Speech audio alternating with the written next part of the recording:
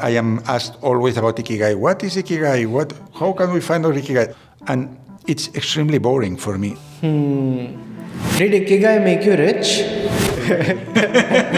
I want to understand what's a bestseller, because there are so many books out there on which you see. They are fake.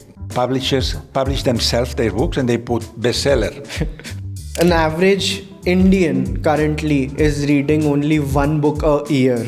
In Spain, I know many people who doesn't read one book a year, that they are watching football only. The best and the most honest book about writing is the one of Stephen King, because you see that this man that is so famous needed a lot of years. And after maybe 10 years, and after 6 novels that were rejected, the 7th one was accepted, that was Carrie. A book that changed my life in fiction is... I interviewed the author of Ikigai. You heard that right. This episode is with Francesc Miralles, who is the author of Ikigai. He wrote the book along with Hector Garcia. I feel very proud of this episode because I did not know I will be able to do this in person, and he traveled to our studio when we did this. He was extremely sharp. He's so passionate about films. He's so passionate about books. Since you guys already know, I'm really into self-help philosophy, so I could ask him all those things about self-help books, the business of self-help books, the branding of self-help books. We talked a lot about everything which is happening in the space. So let's jump right inside the conversation I had with Francesc Miralles on Kitaabi Cabins. Hi Francesc, how are you? Welcome to Kitaabi Cabins. Very happy to be here in this conversation. Thank you for having me here. Am I pronouncing your name correctly? Francesc. Yes, very well, Francesc. You have a very sharp eye, Francesc, because you noticed the planner behind me and you noticed there's Sigur Rós coming here. I was examining your plan and I thought, wow, Sigur Rós, does it mean that this band is coming to Jaipur maybe? I wish, because all the big bands have lately been coming to India. Coldplay was here, Dua Lipa was here. Coldplay has been a transformative experience, and Sigur Rós, I have been their fan for last 10 years. I think Sigur Rós would be very happy if India invites them to some festival. They would come for sure. How did you discover Sigur Rós? Sigur Rós, I like very much Iceland. I've traveled to Iceland maybe 4 or 5 times, even in winter. And it's after Björk, they are the most famous band in Iceland. And I like this kind of atmospherical music. Same. Yeah, and I think I have seen them in concert 4 times in Barcelona. They have also created their own language, Hopelandic language. That's very interesting, yes. They mix like Old Icelandic with invented words, so it's a kind of Elfic language. Which language? Elfic? Like the language of the elves, like Lord of the Rings, something like that. What do you think of these languages that people create for their works that do not exist otherwise, like Dothraki in Game of Thrones? I think that is wonderful. Actually, in Spain, I have a friend called Dani Lumbreras who invented a language when he was a kid, and he makes concerts in that language that only he in the world uses it. Wow. So I am used to this kind of things. I love it, because when you invent a language, then it's not a language anymore. It's like a kind of instrument. It becomes part of the music. So the words are not important, but the sounds. So I'll talk to you about music and movies also, but first let's start with books. You are here for Jaipur Literature Festival, and how are you liking Jaipur? Very much. I was in Jaipur in my second trip in India, maybe 20 years ago, and in that trip I had the opportunity to see the historical buildings, to walk in the center, and Jaipur is one of the most beautiful cities in the world. So this time I had no time for that. But I was also in 2020 in the Jaipur Lit Festival, that I know that is the biggest in the world, and I was very impressed by the crowds of people. It was complicated to be on my way to the auditorium. Yeah, how lovely. And I finished reading your book recently and I loved it. I hope you don't mind people making their marks. No, that's good. Actually, something that I love very much is that when a reader comes with a lot of post-its in there, because it means this person has worked with the book and that the book is going beyond what I wrote and it's being important for the life of this person. So when you are also reading, are you making a lot of notes, using sticky notes? When I read, sometimes I take notes in my iPhone or even I record ideas that I have in relation with the reading, or I make photos of a page. I read also with my Kindle, and then it's very easy to mark some paragraph or some sentence. Do you revisit the highlights of your Kindle later? Yes. Because sometimes I read something in Kindle and then I want to write an article about that, or in a new book, I remember that I read that book and that was important for me, and then it's very easy going with these underlined parts because you have it chapter by chapter, so it's very easy. So is it safe to say that Ikigai is a self-help book? Does it fall into that genre? It depends. Look, before being a writer, I was a publisher of self-help books. And I can tell you that under the level of self-help, there are all kinds of things. The meditations of Marcus Aurelius, the quotations of Buddha, it's in the section of self-help also. A business book, a book about money, like the psychology of money. So actually, self-help is a huge basket where you can have a book written 2,000 years ago, or less serious book about how to be a millionaire in 3 months. Right. So all this range of things can be there. So I would say that Ikigai has a mixture of different genres. It has a bit of travel book because it's important in our writing the experience of being in Okinawa, interviewing the people, explaining how this culture is with some bits of inspiration. It's also a book about habits of life, right, longevity, and it's a book of psychology in the sense that it goes about life purpose. So I think the correct label would be an inspirational book because it has different parts and different issues there. I personally love reading books which fall into the genre of self-help. I am a big advocate for them. But a lot of my friends and a lot of viewers of our channel, they are very anti-self-help genre. And I think they are missing out on let's say 30 to 40% of great writings of the world because they are just neglecting the whole genre itself. They are we don't want to touch self-help altogether. What do you have to say to them? Yeah, but I think they don't understand fully what it is, because if you neglect all this part of books that have been written, then you are not going to read The Man in Search of a Meaning. You are not going to read very important books. For instance, for any person nowadays who has problems with money, with managing money, if you read The Psychology of Money, that is not a finance book. It's a book about human behavior.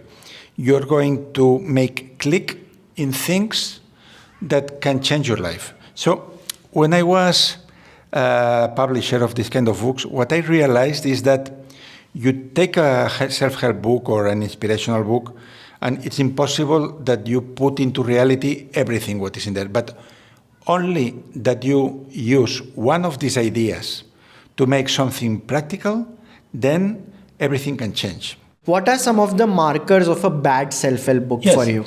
Bad self-help books are those ones that don't contain original material. Original material means that we went to Okinawa and we were the first ones to interview the centenarians.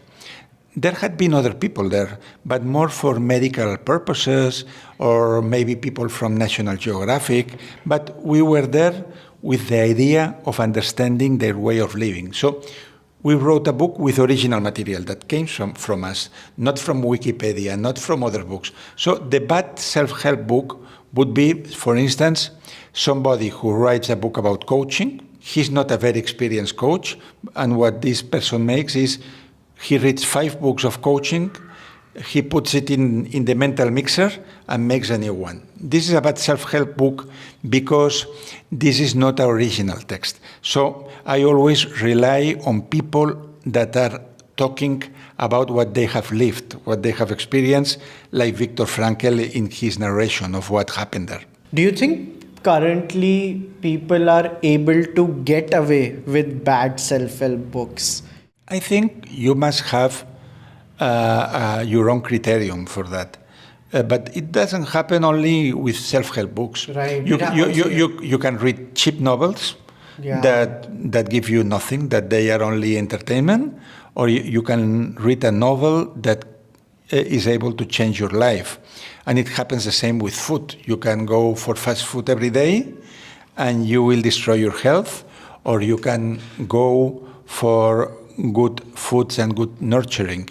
It happens the same with self-help book. If you are reading good authors, I am seeing here Alain de Botton. If you read Alain de Botton, this is a good medicine. Yeah. But if you read a book that somebody wrote with artificial intelligence, mixing other books, this is nothing. This is like eating a Big Mac.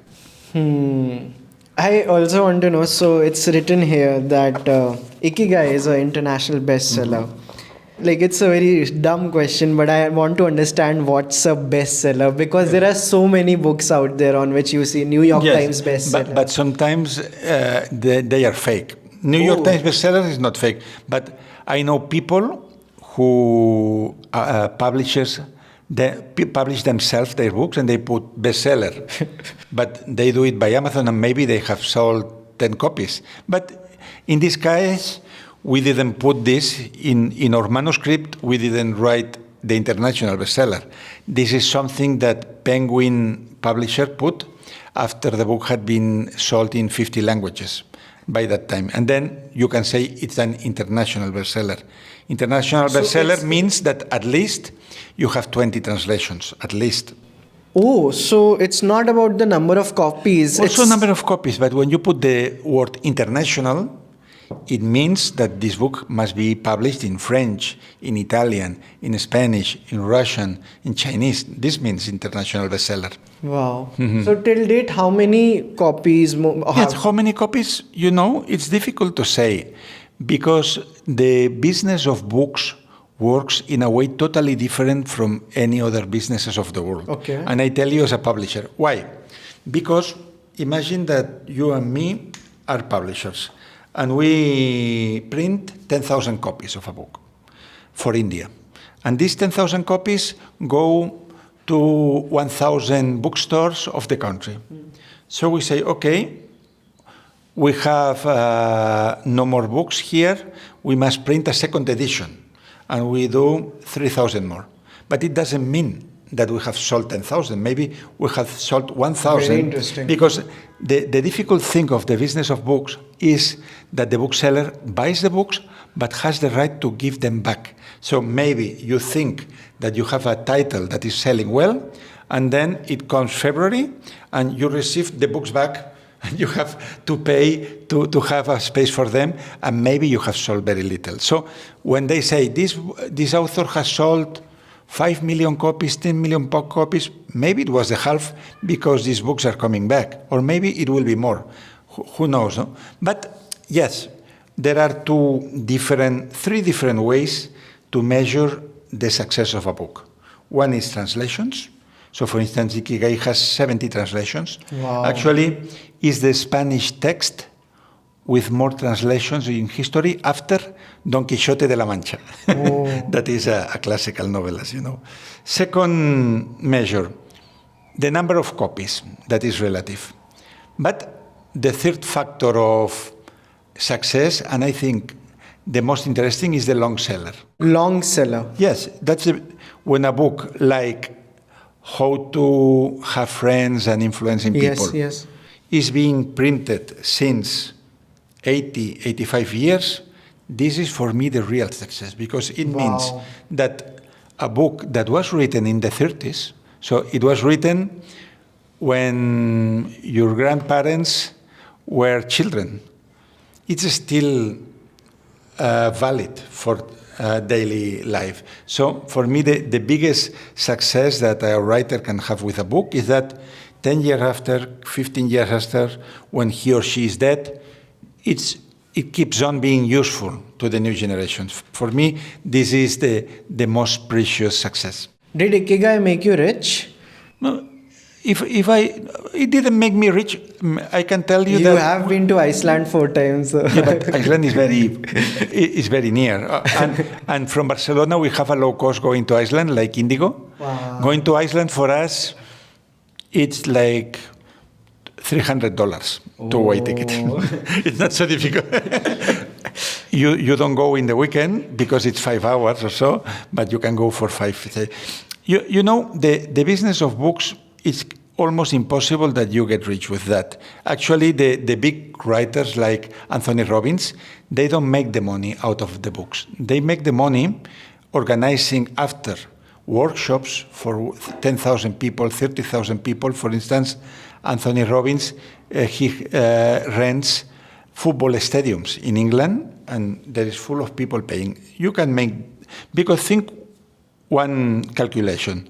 The maximum money that a writer has from a book is 10%. But we are two authors, 5%. And you have to pay taxes in India and in Spain then. And we have a literary agent. So what does it mean? It means that for every copy of Ikigai, maybe we receive 5 cents. So you have to sell a huge amount of books to live from that, and you won't be rich. You will be richer if you are a real estate agent, and you can sell a good property every week, a good house in New Delhi or in Barcelona, or you will be much richer than a famous author that is having a good life, but his commission in what he does is tiny. Let's say if you're making 5 cents from an Ikigai copy, but let's pick up like the authors who are very famous. Let's say J.K. Rowling. So is she also very rich because of the merchandise, because of the IPs? Actually, it's like I think you're interested in the pop rock industry. Yeah. It's the same. Sigur Rós, they are making good money, but not because of the records. Concerts. Because I knew in a meeting the most famous Spanish artist of that moment, Andrés Calamaro, and I asked him how much he was being paid by Spotify. You know that in India Spotify is popular, or it is. In Spain everybody has Spotify, and you know that there is a subscription, and this is divided into the artists and the times that people have connected with that. And Andrés Calamaro said that when Spotify pay me, I can go to a good restaurant. Actually, writers and musicians, many times, they make money because from a record, they have a lot of concerts and they get money from that. And if an advertiser on TV takes a song of Coldplay, they are going to earn more money with this advertisement than selling records. And with authors, it's the same. When you have a non-fiction book like Ikigai, you could live in modestly from that. But the money, you are going to do it with lectures, with workshops, going to a congress of a company that pays you to be there. So It's like the side activity of the writers, not all of them. For instance, in India, you have the most famous poet in the world, that is Rupi Kaur. Yeah. She's very famous in Spain. She came to Barcelona and Madrid to give in every city 2 shows in theaters. The theater was totally full. People was crazy. Maybe she's making more money with that than not selling bread and honey. This is like eye-opening for milk and honey. Milk and honey is a famous. Yeah, milk and honey. Is a famous. I know that she lives in Canada and is from Punjab, but maybe she's making more money with these tours. This is like eye-opening for me. I didn't know of this. It's for me. It was like you write one bestseller and then you are sorted for the rest of your life. If you are Dan Brown or you are Ken Follett and you sell 50 million copies, then it's possible. But you will be richer if you have a small building company of houses. So it's actually writing and publishing books. Also, if you are publisher, you start a business with that. Yeah, it's because you are idealistic. And it's because you love books and you love the readers. Because there are many other ways to make more money. I don't know, invest in crypto, in crypto coins, or go to other sectors that are richer than books. Because actually, a book in India, it's 600 rupees. Yeah. So you must. I was yesterday in the Rajat bookstore with Mohit, that is a wonderful person, and I told him, with the prices of the books, you must sell a lot to pay the rent. So you are in this business only because you love books and you love readings. Yeah. We were discussing like very recently that an average Indian currently is reading only one book a year. Yes, but it means that maybe there are many Indians who don't read any book, and some others who read 30. No, because normally it's a minority, the ones who go to the bookstores, who are in part of book clubs. That's normal, and India is such a big country with so many millions that even so, it means that many books are being read every year. Yeah. But like in general, ever since like the social media came in, do you think people have, because now everyone is just talking, when I was in like 12th grade, I used to read these big books, but now I can hardly read 100 books. This is, I think, universally something which is happening. In Spain, I know many people who doesn't read one book a year, that they are watching football. Many. And many of them are cultivated people who went to university and they have the possibility of doing that, and especially young people. I have a son who is 14 years old. He doesn't want books. He wants interactive things like playing games or watching influencers in YouTube. We are in a very different world. And actually, something interesting to understand in the book industry is that the conventional books in paper or ebooks are not growing, but audiobooks are growing to heaven, at least in many European countries and in the United States. Why? Because now we are in the age of podcast. So people is listening to things all day. When they go to the gym, when they are going to bed and they want to relax, they listen. And they listen to podcasts, but they listen to books. And there are many, many people who have a subscription to this Amazon Audible, and they listen a lot of books. And this is another kind of reading. So I don't think we have a crisis in that. There is a change in the habits. We work very closely with Audible, and thanks to them, they sponsor some of my podcasts also. Okay, so it's good that we have talked about them. I work for Audible also to make original books. Sometimes they want the authors to write something that can be never in paper or in ebook. So you sign a contract in which you put the compromise of not giving this book in 10 years to any other publisher, that it can only be heard, so that they can have the opportunity to find new clients that want to try this. Wow. Who has done the narration for the audiobook of Ikigai?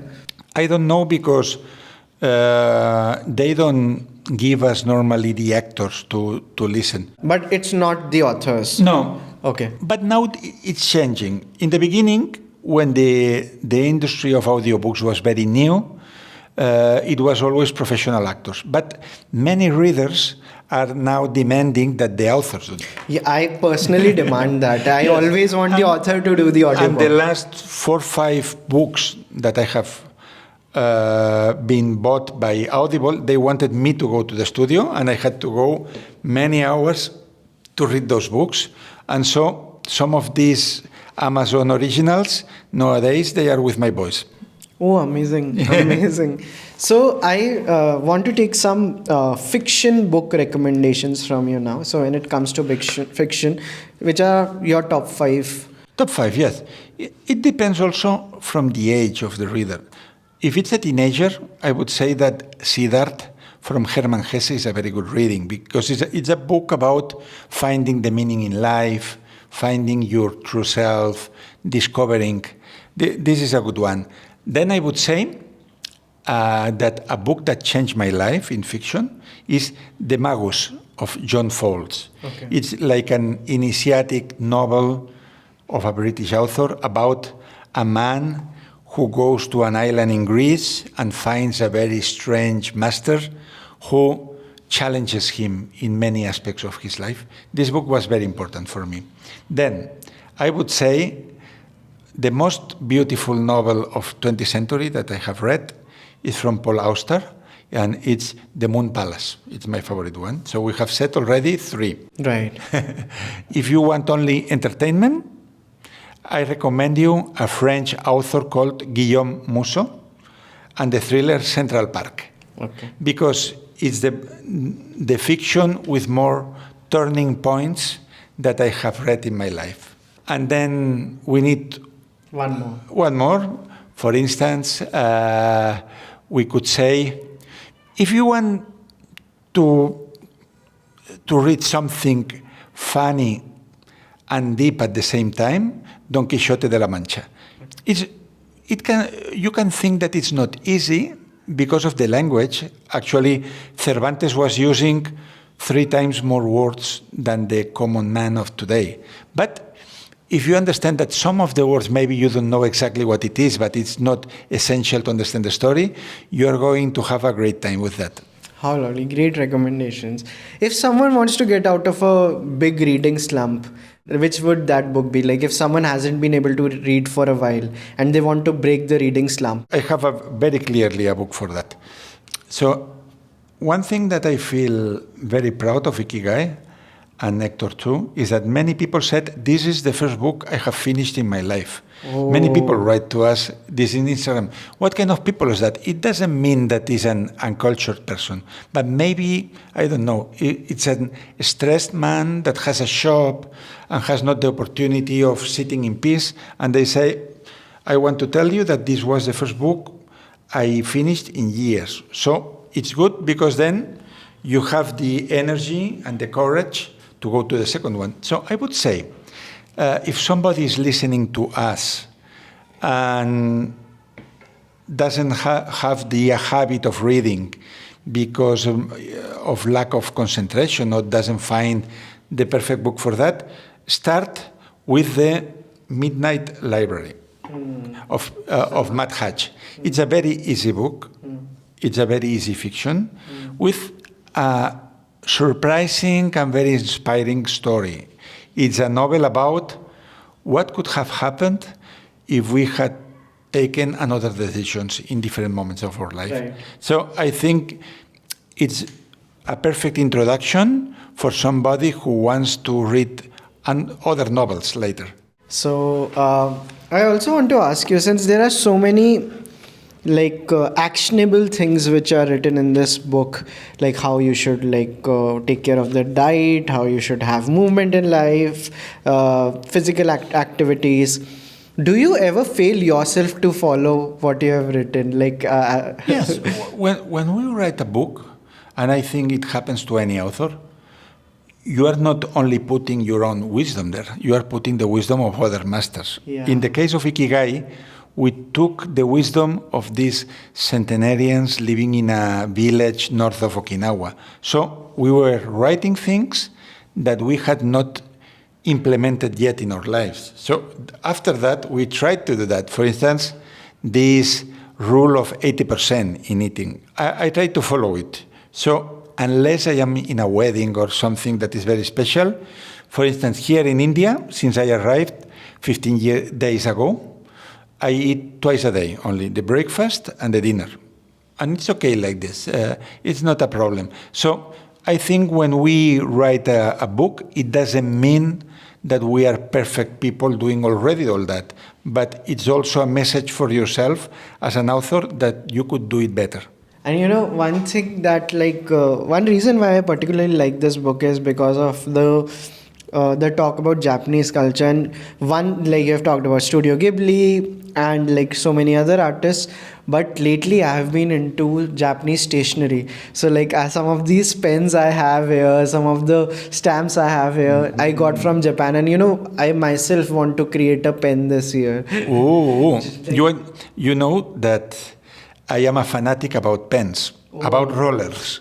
So before, when I was very young, I like fountain pens. Wow. But it's too complicated, and sometimes you got ink in your hands. And I don't like normal pens because you must push in the paper. But I love rollers. And my literary agent the other day was asking me, "What do you want for your birthday?" And say, "I want a roller. I want you to go to a stationery and choose one. It doesn't have to be a Mont Blanc. It can be, I don't know, a Pilot, a normal one. But because I am also a fanatic of these things, if you go to Japan sometimes, in the area of Ginza, Tokyo, is the biggest shop of that in the world. And I don't remember now the name of that shop, but they have 7 floors of articles, of very fine things. Wow. So you're going to create your own pen. Yeah, I want to. Please send me one to Barcelona when you have it. Like this is this pencil. Like this is a Japanese Stationery Award winner. Yes. Like maybe you should try this. It's very hard. Yeah. Yes. And the lead also, which came with this. This is. What's this? This the lead. Oh yes. It's like beautiful, like the way they have also made this. The Japanese know how to do these things. Yeah. They are very sophisticated. Yeah. What word did you use? Simple sophistication in the book. Simple sophistication. I love this. So when it comes to Japan, what aspect of their art are you fascinated by the most? Is it the books, movies, food? Many things. Before traveling to Asia, I had already influence from India and from Japan. Actually, I think I had more influence from India because when I was 14, 15, 16, I started reading. For instance, I read many books about Jiddu Krishnamurti. Oh, wow. And I couldn't understand them fully when I was so young because I thought, I was always a bit angry because I thought, this man is putting very interesting topics and a lot of questions and is not giving a single answer. But that is the point, that Krishnamurti doesn't want to give an answer. He wants to teach you how to think and how to put the right questions in your head. So it was very important for my education, Krishnamurti, and then reading, I don't know, Ramana Maharshi, books about Buddhism, many things. And from Japan, I had influence, I don't know, reading Murakami, many novels of Murakami, reading Yukio Mishima. I like the haikus. And so when I arrived in India first in 1999, and in Japan maybe 10 years after, so what I did was exploring a world that I knew from the books. And what I like from Japan is what you told me now with this beautiful pencil, the sophistication, that they are able to take something that is complex, for instance, Buddhism. They take the Buddhism, and you can do it more complex. That's what the Tibetans do, that they have added ceremonies and older religions. But they have done in Japan the Zen philosophy that is very naked version of what Buddhism is. And so, and very elegant way to do it. So, actually, Steve Jobs had a lot of influence of Japan in designing his articles.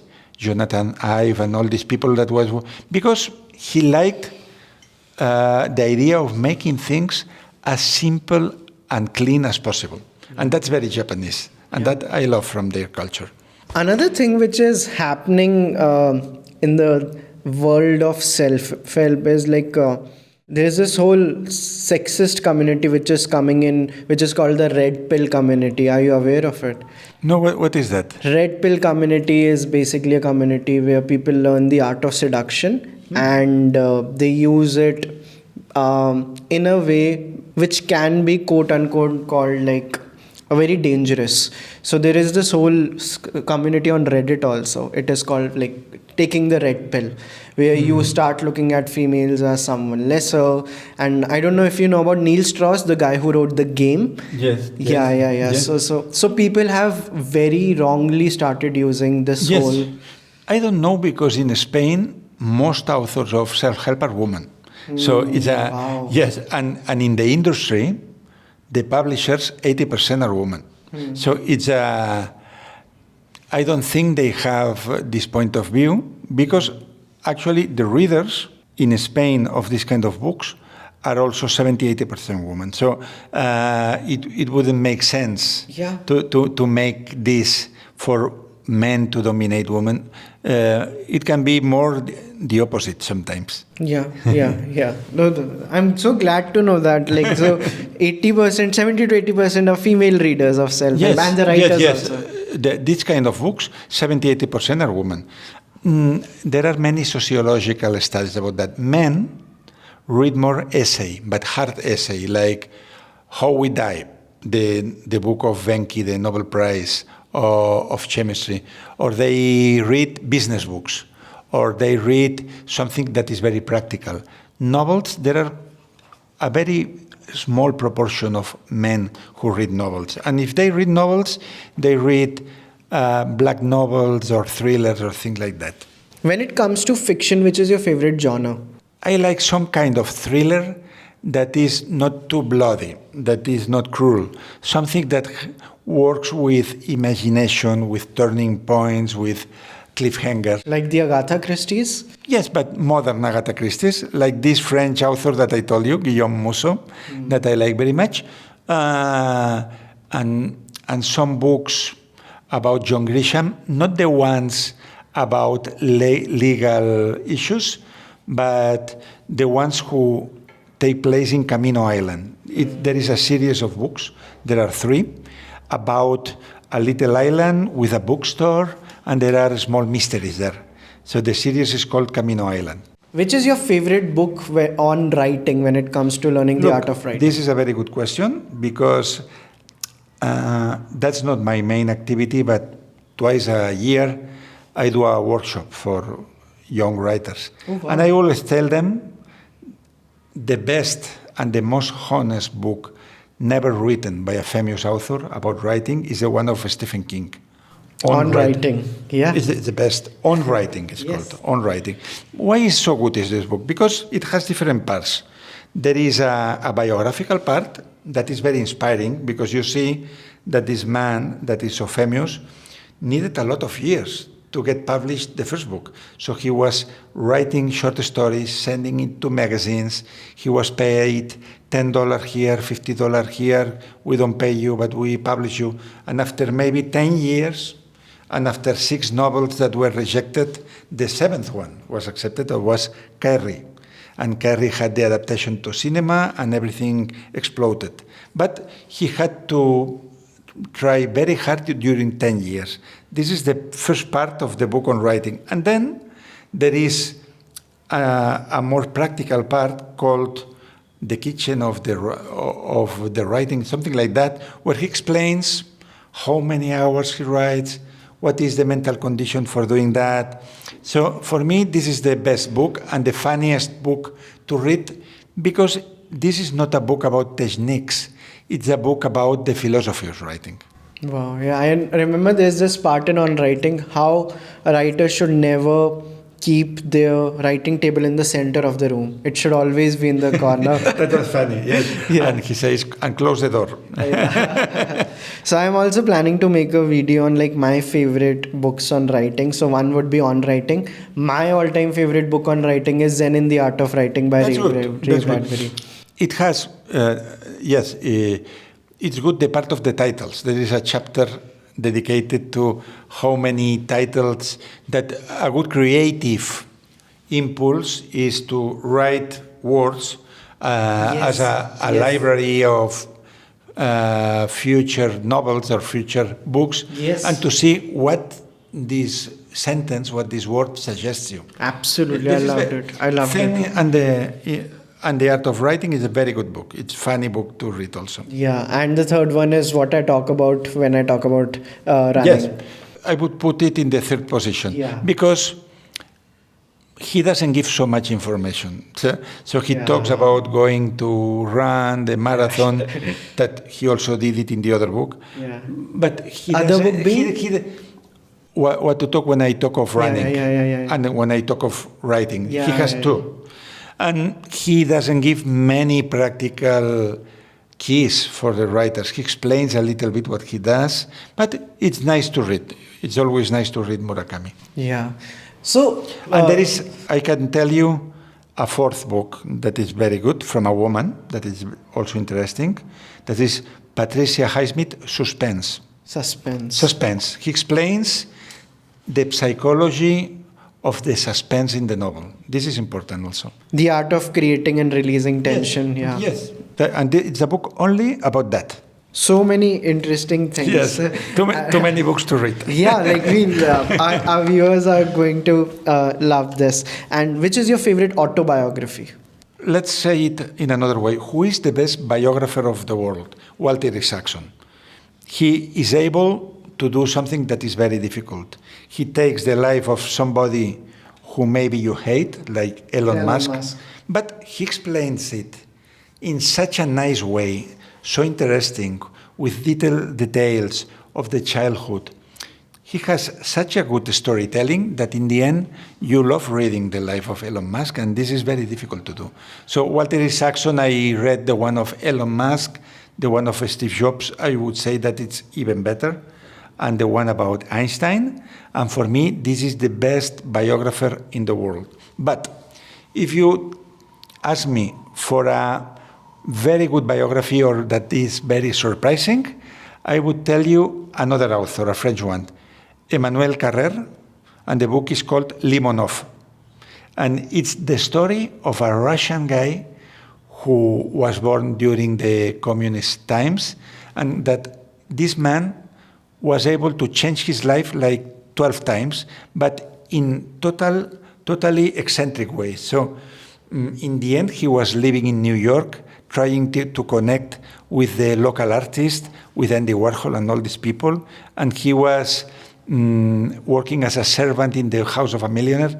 So this book, Limonov, of Emmanuel Carrère, that I think it's in English also, it's a story about ambition, how somebody with a very strong idea in his mind is able to make impossible changes in life. Can I recommend you an autobiography? Yes, please. Saurabh, can you? So that is my movie book section. Like I love movies and shows. Can you pass the Elia Kazan one? Yeah. I like very much A Propos of Nothing of Woody Allen. I'm not read it. Is good? Very good. Yeah. You know what is good? Because it's not written in the way of Walter Isaacson, for example. It's not simple narrative.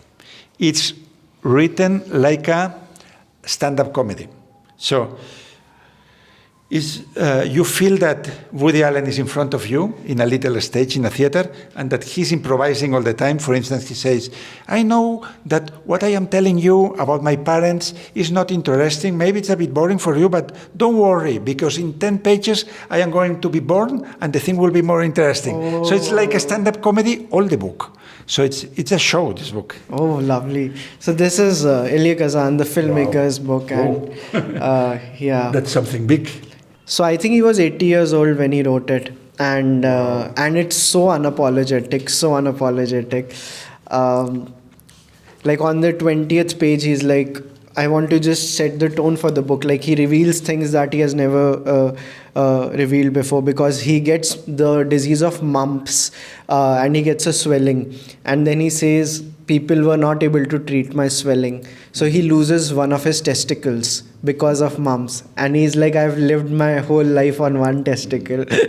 So those are the kind of things he has written about. It has a very nice start. I will read it. Please do. Thank you for your recommendation. Yeah. And are there any writers who write on the internet that you like? Any reviewers? I don't read much in internet. Okay. I am a romantic. I still read paper books or maybe authors that I have read in paper, and I can read them in Kindle, but I don't follow blogs or I don't know much about that. I also want to ask you, are you into movies? Do you like watching movies and shows? Yes, I like independent movies. Can you recommend me a few? Yes, I recommend. From last year, there were a couple of movies that I liked very much. One was a movie of Aki Kaurismäki. Fallen Leaves? Fallen Leaves, I loved it. Yeah. I loved it. Yeah. I was a couple of times in the cinema to see that. And I loved it so much that when I saw these two girls singing the song, I went to Berlin to see them in concert. And after that, they came to Barcelona for the Primavera Sound. And I was there. I saw the concert for the second time, and I gave her a copy of Ikigai in Finnish. Wow. And the singer, the main singer, said, "That's good that you give us this book because just yesterday I finished mine." Oh, how lovely. I see that particular music video a lot on YouTube where the two girls are singing. And it has a very interesting lyrics. The name of this song is Dressed in Misery and in Happiness or something like that. Okay. And what's the name of their band? Maustetitot. Okay. That means in Finnish, Spice Girls. Maustetitot. And they are two sisters. One of them is very serious, and the other is a bit more glad, not much. And they play exactly as what you saw in the movie, with electronical basses, two keyboards, and their voices, and one guitar. Yes, yes, I loved very much Fallen Leaves, and I loved very much Anora. Have you seen? Yeah, I've seen. This is a wonderful movie because, as a friend of mine says, it's like Pretty Woman, but what would have happened in reality. Pretty Woman is a fairy tale. It's what we wish that could happen. But what happens in Anora with this poor girl and the Russian millionaire and that's reality. And I think it's done in a very intelligent way with these three mafia men. I found it very interesting, this movie. So I don't like watching the trailers of the movie before watching the film. So I just went straight in Anora, and I had a completely different image in my mind. I was pleasantly blown away by the film. And I think the actress, this Mickey, she's now in the Oscar nominee also. It's a very remarkable interpretation. These are two from the recent times. And, yes. And like when I take the whole timeline. Or we could say another recent one, maybe not last year, Poor Things, it was a very good. Oh, I loved Poor Things. Was lovely. Have you seen Perfect Days? Yes, that's nice. Actually, it's a Japanese movie by a German director, very old. But I think it's a very beautiful idea.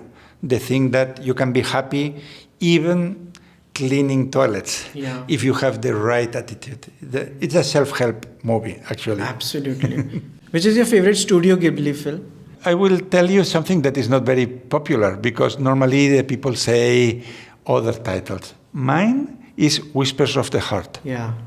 Because it is the story of a girl who is a reader and who wants to become a writer, and I think it's very beautiful story, this one. Have you seen this film called 5 centimeters per second? No. Okay, this is not my yet, another recommendation. Not yet. So there's this Japanese filmmaker, his name is Makoto Shinkai. I like him more than Miyazaki. Mm-hmm. And this is basically a book about his works, and it has the images from his works. Wow. Mm-hmm. I'm going to take a photo of this. I want to investigate. Yeah. Okay. And I find his films to be far more atmospheric than the films of Studio Ghibli. I hated the last film of Ghibli. I didn't like it at all. Oh, I didn't like it at all. People were like, you need to watch the making or the film on Netflix. I have a recommendation for you that I am sure that you haven't seen this film. Okay. There is a film, not in the way of Ghibli, but an artistical film with illustrations by a Spanish artist that is called Robot Dreams. Okay. It's a wonderful story. And the author is Pablo Berger. Okay. And it's a very, very nice story. It's an adaptation of an American comic, and it's very emotional. If you like Whispers of the Heart, you will like Robot Dreams. I also love Grave of the Fireflies. That is a dark one, and Kiki's Delivery Service. Yes. These are. I like The Castle in the Air. Yeah. That one, I like it too. But actually, if I was professor about arts, maybe for originality, the most remarkable movie is Totoro, because there is a universe in all. It's difficult to understand what Totoro wants to say, and that's what makes it interesting. One of my last questions, which is that one book that everyone loves, but you don't get the hype? I am reading the first book of a series of 7 that is extremely popular all around the world.